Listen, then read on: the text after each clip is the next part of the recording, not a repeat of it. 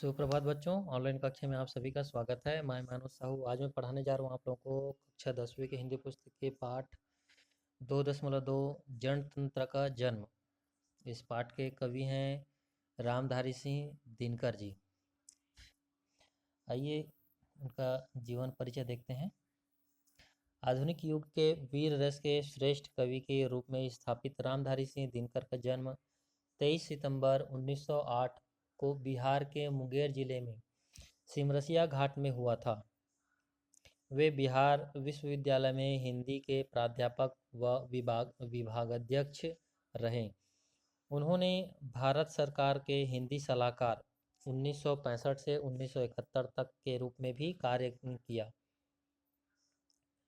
वे छायावादोत्तर कवियों में पहली पीढ़ी के माने जाते हैं। उनकी कविताओं में ओज, आक्रोश व क्रांति की पुकार है। उन्हें राष्ट्र कवि भी कहा जाता है। उनकी प्रमुख कृतियाँ या रचना कुरुक्षेत्र, रश्मिरथी, संस्कृति के 4 अध्याय, परशुराम की प्रतीक्षा, आत्मजयी व उर्वशी आदि रही हैं।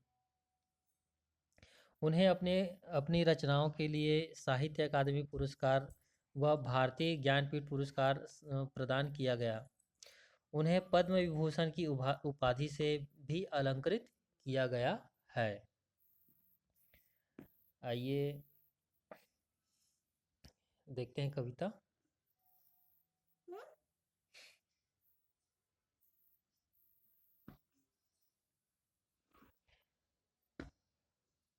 जनतंत्र का जन्म। इस पाठ की कविता आगे शुरू करते हैं।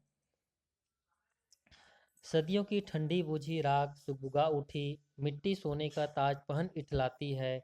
दो राह समय के रथ का घर्रर नाद सुनो, सिंहासन खाली करो कि जनता आती है। आइए इसका संदर्भ इस प्रकार सीख लेंगे। प्रस्तुत कविता रामधारी सिंह दिनकर जी द्वारा रचित जनतंत्र का जन्म से लिया गया है। प्रसंग में लिखेंगे। प्रस्तुत पद्य में कवि ने आह्वान किया है कि शासन तंत्र जनता के सुपुर्द हो। ठीक है, शासन का जो तंत्र है, शासन करने का जो अधिकार है वो किस पर हो? जनता का हो, है ना। वे कहते हैं, आगे व्याख्या देखते हैं। सदियों की दास्ता या परतंत्रता या गुलामी के बाद जनता के मन में स्वतंत्रता की जो चिंगारी दबी हुई थी, ब्रिटिश राजतंत्र को हटाने की सुगबुगाहटें तेज हो चली हैं। ठीक है, उसको जो क्रियाकलाप है वो तेज हो गई है। व्यापार करने के बहाने वो हमारे देश में आए और हम पर शासन करने लगे। समय परिवर्तन के साथ स्वतंत्रता की आग भड़क उठी। स्वाधीन भारत गणतंत्र रचने को तैयार है। स्वाधीन भारत जो है गणतंत्र रचने को तैयार है। ऐसे में कवि आह्वान करते हुए कहते हैं कि जनता के हाथ में शासन व्यवस्था होनी चाहिए। आइए इसमें विशेष देखते हैं।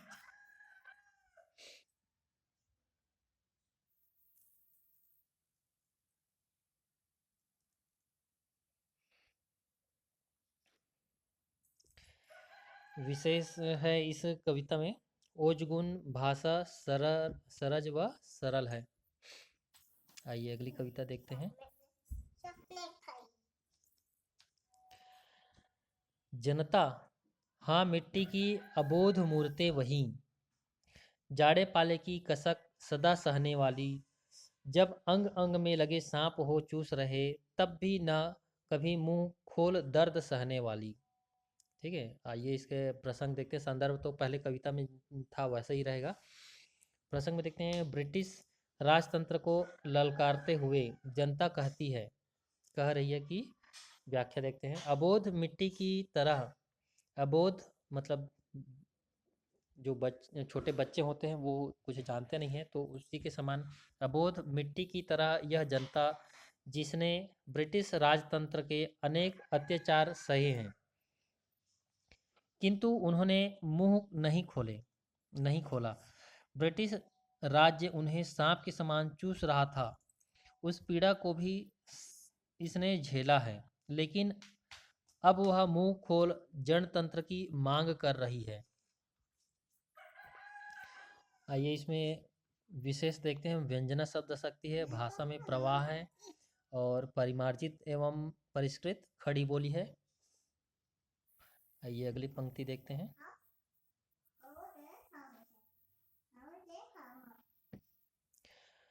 जनता, हाँ लंबी बड़ी जीभ की वही कसम। जनता सचमुच ही बड़ी वेदना सहती है। सो ठीक, मगर आखिर इस पर जनमत क्या है प्रश्न गूढ़। जनता इस पर क्या कहती है। आइए इसका प्रसंग। इस पद्यांश में कवि जनमत को महत्व देते हुए दे रहे हैं, है ना। व्याख्या देखते हैं। जनता ने बहुत दुख व अत्याचार सहा है ना। सौगंध खाकर कवि जनता की वेदना का वर्णन करते हैं। लेकिन इतनी त्रासदी सहने के बाद उसकी इच्छा जनता का रहस्य है जानना। मतलब बात त्रासदी सहने के बाद उसकी इच्छा जानना, है ना। किसकी? जनता की इच्छा जानना एक रहस्य है, गूढ़ प्रश्न है, किंतु यह जानना भी जरूरी है। ये विशेष देखते हैं। विशेष जनमत का महत्व बताया है। भाषा प्रांजल एवं शब्द मैत्री युक्त है। आइए अगली कविता देखते हैं।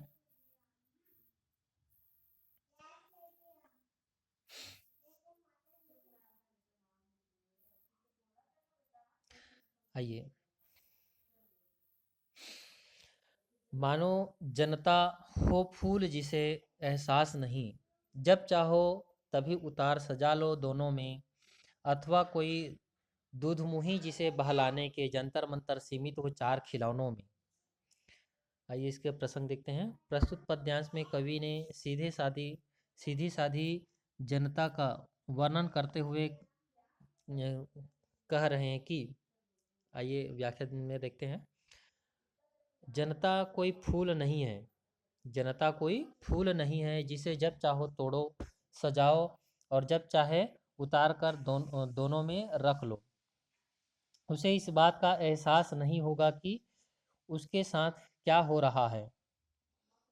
वह कोई दूध पीती बच्ची नहीं है कि जिस तरह चाहो उसे बहला लो और जब चाहे जनता के साथ खिलवाड़ करो।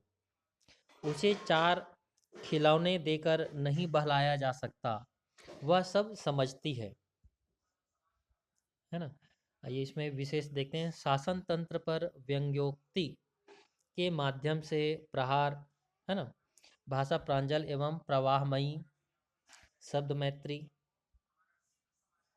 आइए अगली कविता देखते हैं।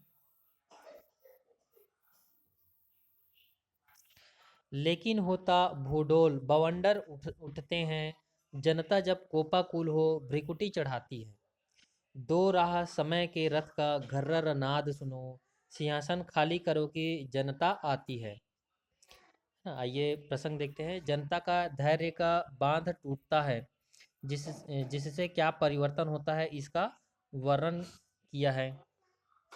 आइए व्याख्या देखते हैं। जब जनता का सब्र टूटता है, उसे क्रोध आता है, तो भयंकर आंधी उठती है। सारा भूमंडल हिल उठता है। जनता जब क्रोध से आकुल हो भौहें चढ़ाती है, तो तूफान उठ खड़ा होता है। कवि प्रशासकों को संबोधित करते हुए कहते हैं कि हे शासकों, तुम समय के परिवर्तन को पहचानो, जनता की आवाज़ सुनो, सिंहासन खाली करो, क्योंकि जनता की स्थापना होने वाली है ना। जनतंत्र की स्थापना होने वाली है ना। सिंहासन खाली करो कि किस लिए? क्योंकि जनतंत्र की स्थापना होने वाली है। अब इसमें विशेष देखते हैं। भाषा परिष्कृत, प्रांजल, ओज गुण युक्त तथा लयात्मकता है। आइए अगली कविता देखते हैं।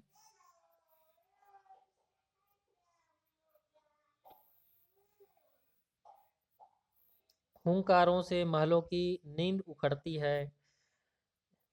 नींव, हुंकारों से महलों की नींव उखड़ जाती है। सांसों के बल से ताज हवा में उड़ता है। जनता की रोके राह, समय में ताब कहाँ। वह जिधर चाहती काल उधर ही मुड़ता है। आइए प्रसंग देखते हैं।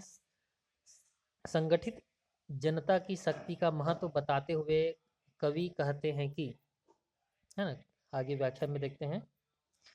जनता जब संगठित हो अपनी शक्ति का परिचय देती है तो उसके सामने बड़े बड़े राजमहल भी नहीं टिक पाते।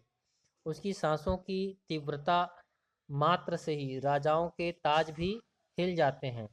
जनता की राह रोक ले, है ना, जनता की राह रोक ले, समय में भी इतनी ताकत नहीं। जब चाहे, जब वह चाहे संगठित हो, समय की धारा परिवर्तित कर सकती है और अपने अनुरूप सत्ता परिवर्तन कर सकती है। आइए आगे कविता देखते हैं। अब्दों शताब्दियों सहस्त्राब्दी का अंधकार, बीता गवाक्ष अंबर के दहके जाते हैं। यह और नहीं कोई जनता के स्वप्न अजय, चीरते तिमिर का वक्ष उमड़ते जाते हैं। ये प्रसंग देखते हैं। जनता अपने स्वप्नों को कैसा साकार करेगी, उसका वर्णन कवि ने किया है। व्याख्या देखते हैं। हजारों सैकड़ों वर्षों का अंधकार अब समाप्त हो गया है, होने वाला है। आसमान की खिड़कियां भी जनता की प्रखरता से, आसमान की खिड़कियां भी जनता की प्रखरता से, रोशनी से दहक उठी है। प्रखरता अर्थात तेज, है ना। गुलामी का जो अंधेरा छटने वाला है, गुलामी का जो अंधेरा छटने वाला है, उसे मिटाने का स्वप्न जनता का ही है, किसी और का नहीं। आइए अगली पंक्ति देखते हैं। सबसे विराट जनतंत्र जगत का आ पहुंचा, 33 कोटि हित सिंहासन खाली करो। अभिषेक आज राजा का नहीं प्रजा का है, 33 कोटि जनता के सिर पर मुकुट धरो। प्रसंग में लिखेंगे, भारत के विराट जनतंत्र का आह्वान कवि ने किया है। व्याख्या देखते हैं। भारत में गणतंत्र की स्थापना की भावना विकसित हो चुकी है और जनता अपना शासक स्वयं चुनने वाली है। आज किसी राजा का नहीं प्रजा का अभिषेक होने वाला है, क्योंकि वह अपने प्रतिनिधि का चुनाव करने वाली है।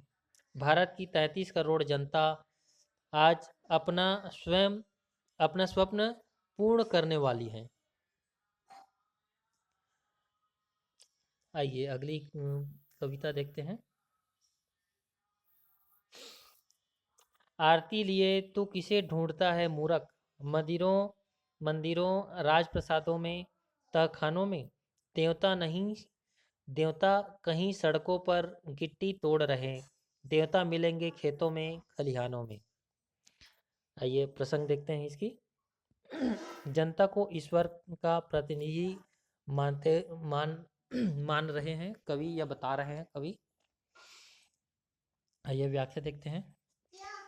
जिसे तुम आरती का थाल सजाए ढूंढ रहे हो, तुम अज्ञानी एवं मूर्ख हो, क्योंकि वह ईश्वर मंदिरों महलों और तहखानों में नहीं मिलेगा।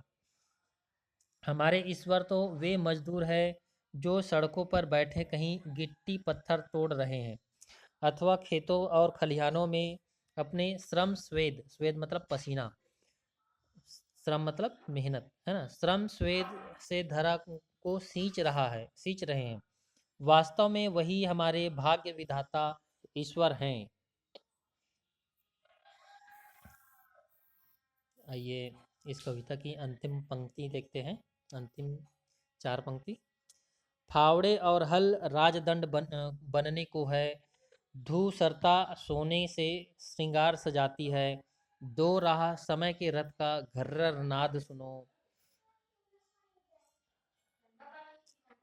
सिंहासन खाली करो कि जनता आती है। यहाँ प्रसंग में देखेंगे मजदूरों के श्रम के महत्व का वर्णन किया गया है। आइए व्याख्या देखते हैं।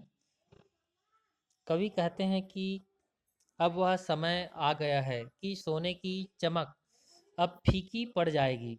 राज्य का श्रृंखला राज्य का श्रृंगार अब मेहनत व मजदूरों के परिश्रम से होगा। फावड़े और हल का महत्व बढ़ जाएगा। फावड़े मिट्टी वगैरह को जो खींचने का जो औजार होता है ना, तो वो फावड़े और हल, जिसको नांगर भी बोलते हैं, है ना, तो ये दोनों हल और फावड़े का महत्व बढ़ जाएगा। समय परिवर्तित हो चुका है, उसकी पुकार सुनो और रास्ता दो, क्योंकि सिंहासन पर अब जनतंत्र का आधिपत्य होगा। आइए, इस प्रकार से ये कविता पूरी हो गई।